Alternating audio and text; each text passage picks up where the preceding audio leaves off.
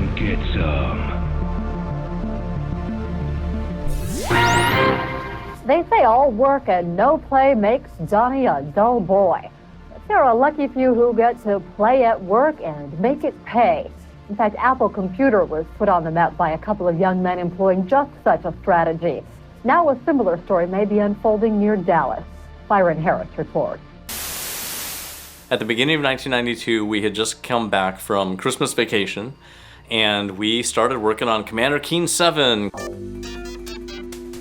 We spent 6 months last year, in 1991, we spent 6 months making 3 Commander Keen games, and now we're gonna, spend another year or something? I was like, I can't do it. I'm just sick of making Keen.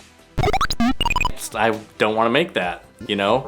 And I was like, we should make another 3D game, this time with guns in it. I said, why don't we just make a 3D version of Castle Wolfenstein? And they're like, oh my god, that's exactly the right idea. All of us had very fond memories of Castle Wolfenstein on the Apple II. Castle Wolfenstein was super unique. There weren't any other games even on the Apple II that were set in a Nazi dungeon. It was the first stealth game. You're trying to see if you can hold up guards without them making noise, shoot them, search them, put on their bulletproof vests. You could drag bodies around corners and guards could sight on corpses and go into alert states. But it was so obviously more fun to whip around a corner and just unload the machine gun.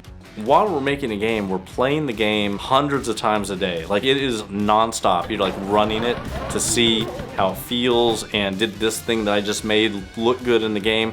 So like, we're used to the basic core loop, just shooting people and making them lay down and opening doors and just like running through the thing. Designing something truly elegant is one of the hardest things to do.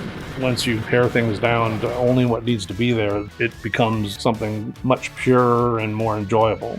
John had programmed the engine so well that on a CRT monitor with a VGA card, it went 70 frames a second.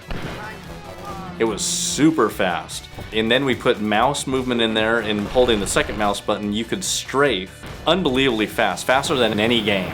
Still, it was insane. And the idea that you were running around shooting Nazis, that there were guard dogs, you know, eating in bowls of food and like all of this stuff that nobody had really ever seen before in a game. Actually being able to record sounds was exciting. The German death screams or alert screams of the people coming at you. What really stood out was, instead of just showing just a conventional energy meter at the bottom to show your health, you'd actually see the character's face starting to bleed and cause damage. It absolutely blew my mind. Seeing fully textured environments and to see down the barrel of the gun, the intensity of the experience of fighting the Nazis and of course their dogs, and then later on Mecha Hitler, just completely changed me, and I think it completely changed an entire generation. Wolfenstein 3D presented a first-person perspective with a very fast action. I'd never seen a PC game like this that was in 3D, where you moved with the walls and guys came at you and shouted in German, and it 100% changed my life. Before Wolfenstein 3D, I would have branded myself as only interested in like role-playing games.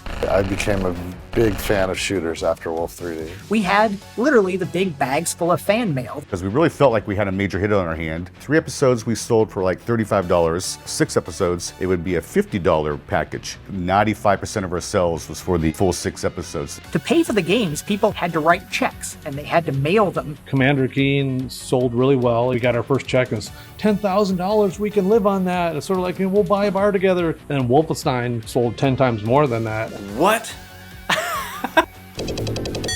$250,000 the first month on a shareware game? Right after that, got a call from a Japanese company called Imagineer. They wanted a Wolfenstein on Super Nintendo, and they gave us $100,000 as an advance. Yeah! Okay, let's do that port too. Like, this is insane. Oh god.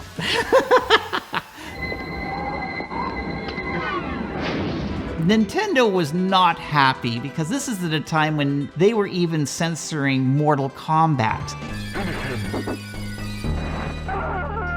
Now, we already knew we would have to get rid of some of the Nazi paraphernalia due to the fact that they wanted to sell the game in Germany. But the most notable thing was that we had German Shepherds in the original version of Wolfenstein 3D come ahead and bite you. The Nintendo censors were totally, you can't shoot dogs. So we had to change them to rats. Then, when we were about ready to finish this game and ship it out to Nintendo, Nintendo came in and says, oh, when the rat bites you, they're bleeding. And we're like, what do you mean bleeding? Look in their mouths, there's red. It says, that's their tongue. Change it. So we had to remove the tongues from the rats because it reminded Nintendo of blood. The censors just made our lives miserable. So we had to do several revisions before finally Nintendo said, okay, you could ship this. Okie dokie.